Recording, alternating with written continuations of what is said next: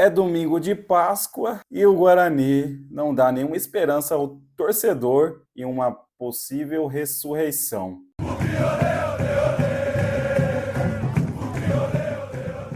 Salve, salve família bugrina! Já vou iniciar o vídeo fazendo aquele pedido camarada para você. Comente, compartilhe, curta e principalmente inscreva-se no canal Versão Bugrina no YouTube e ative o sininho para que você não perca nenhuma novidade aqui no canal, beleza? Tamo combinado disso? Nesse domingo, o Guarani visitou o Brusque, na cidade de Brusque, para a segunda rodada do Campeonato Brasileiro Série C 2025 e perdeu a segunda partida. 2 derrotas no campeonato. Já tomamos um gol logo no começo do jogo, aos 6 minutos, um gol de cabeça, falha na marcação do Emerson, e aí pronto, acabou. Acabou o jogo pro Brusque. Guarani teve mais volume de jogo, chegava próximo da área do Brusque por diversas vezes. É aquela coisa, né? Faz aquela bagunça, levanta aquela poeira, na hora do vamos ver, chuta fofo, erra passe, não tem criatividade, não leva perigo. O goleiro do Brusque não fez nada, não fez praticamente nada. E aí eu quero comentar, né?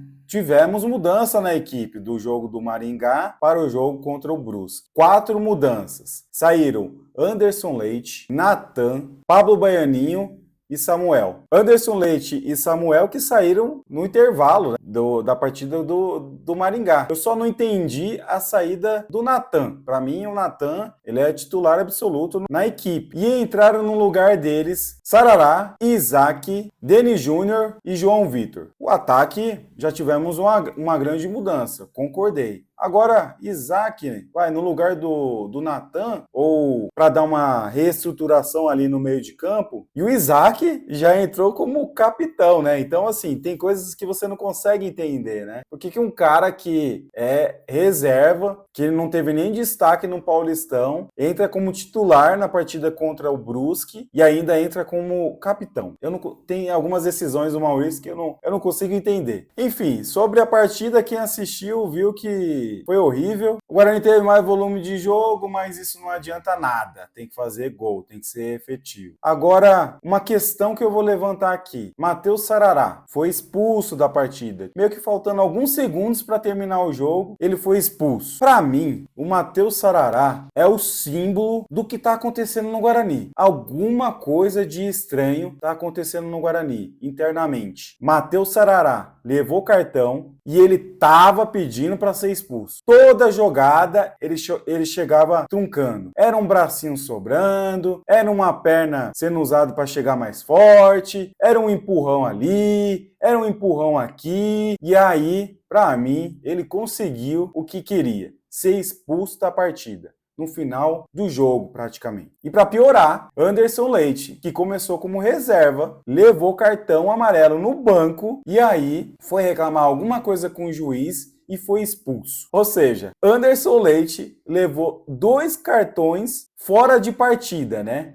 Sem atuação efetivamente no campo. Uma no banco de reservas e outra depois que terminou a partida. Eu tô dizendo assim do Matheus Sarará, mas juntando essas duas questões, porra, cara, tem alguma coisa muito errada. Não tá aqui, acho que ninguém tá querendo jogar no Guarani, né? Ninguém, deve estar todo mundo de saco cheio. E aí, é aquelas notícias lá de salário atrasado, direito de imagem atrasado. E aí, realmente tá acontecendo salários atrasados? Se você, jogador do Guarani, do elenco, quiser mandar um direct e mandar a real, preserva aí a sua identidade e a gente trabalha em cima dessas questões, cara. A gente precisa saber o que tá acontecendo no Guarani, velho. Até o Maurício respondendo direct do torcedor nessa semana, que torcedor cobra. E aí, Maurício foi e devolveu as reclamações do torcedor. Textão, claramente puto com a situação, com a cobrança em si. Não só sobre a cobrança, mas da forma como o torcedor cobrou em cima dele. Um time